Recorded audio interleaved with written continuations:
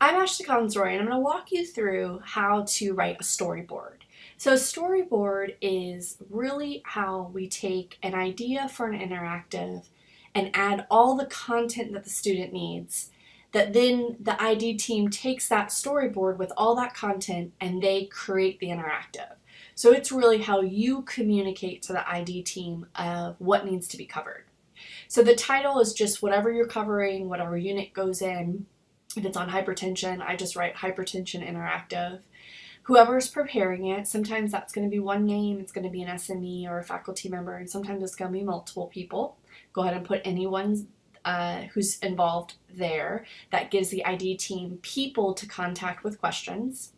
And then you want to start with an idea. Sometimes when I'm writing an interactive, I have a very clear idea of what I want it to look like. And sometimes I have this idea of an activity that I would teach if I was on ground with a group of students. And I want to figure out how to take this activity that we do on ground and make it into an online activity. And if the idea isn't as clear cut, like I know I want it to look like this, just put your brainstorming here. This is a great spot for the ID team to read ideas and then kind of formulate the plan. And sometimes you can proceed with writing the scenario without formulating that plan. And sometimes you need to actually sit down with whoever's going to be working on it or sit down with the ID team and say, hey, this is how I teach this. How can we make it work as an interactive? And once we figure out how it can work as an interactive, then you can write the scenario.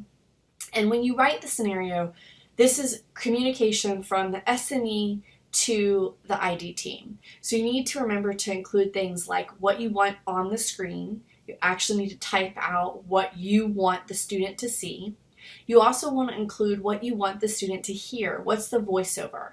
And in these templates, the voiceover is usually highlighted in a teal color, or as long as you keep it consistent, that lets the ID team know, oh, this is a voiceover, this is a voiceover.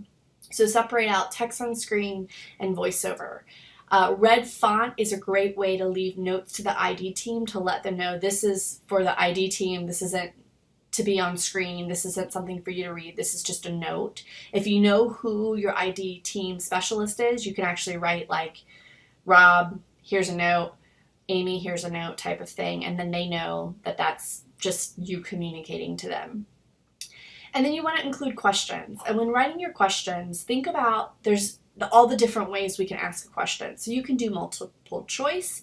You can do matching questions where there's two lists and you have the student connect one side of the list. So let's say medications and what they do, where they have to match the correct medication to what it does.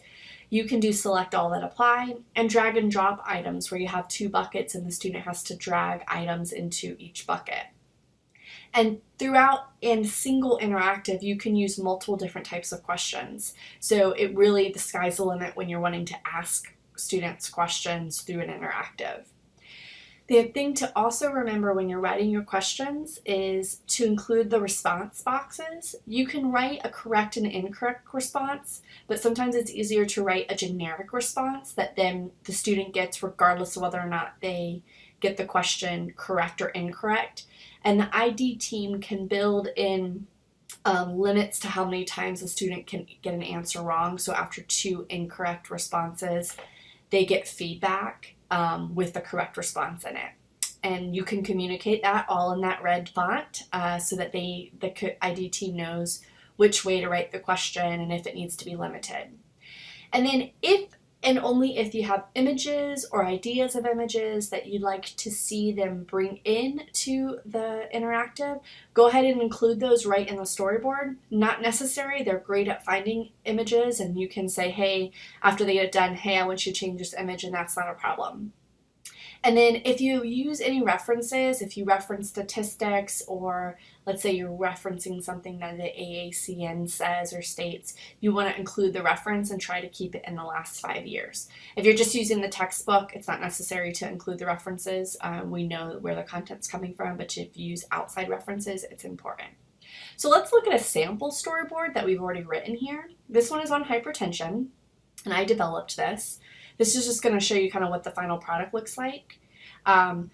So I write, in this activity, we're going to be looking at nursing practice when caring for a patient with hypertension. I wanted a smart image animation that I had picked out that the student views first, so I just put that in here. And I went ahead and let the ID team know that this is really intending to teach and assess knowledge at the same time. You don't always have to know that, but sometimes it's good to know if this is only a knowledge assessment, because the ID team specializes in figuring out how to design things that do both, whether or not where they put feedback and whether or not they give feedback at a certain point. Very important if it's teaching and assessing or just doing a knowledge assessment. So you see here, I have my patient scenario. I have what I want on the screen is listed here. Then I write out the voiceover. You don't have to record the voice. The ID team will do that for you. If you prefer to record the voice, that's okay too.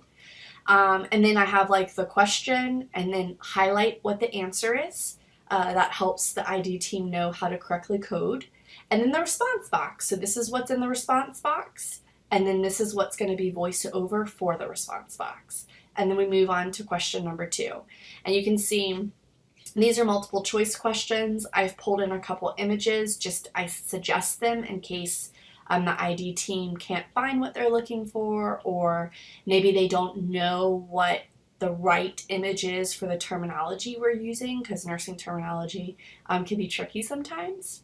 And then as we move down, we get to when we talk about risk factors, and we actually have a drag and drop. So I write out these should be dropped in the modifiable risk factor category versus the non-modifiable risk factors category. And I just type right out, and then they create how it actually works and where it goes and the order that they show up. We have a voiceover and response box. If the response on the screen and the voiceover are the same, I usually just put them on the same line. And then if you go further down, these are all multiple choice questions. Sometimes I put alternative questions because I need faculty input. And then as we go down, this is a different type of activity where the student is presented with several boxes that have the nursing diagnosis, and they click on the box and the card turns over, and then they're presented with this information right here. So really any way you want to deliver information, the ID team can figure out a way to make it happen. And then the last question is actually a matching one. So they just match the diagnostic test to what the potential for complication is, and they'll be shuffled on the screen and they'll have to sort and match them. And again, the ID team does all of that. Hopefully this helps you realize how to collect your thoughts and how to brainstorm with the ID team so that the ID team can create the absolute best interactives for the content that you're trying to teach the student.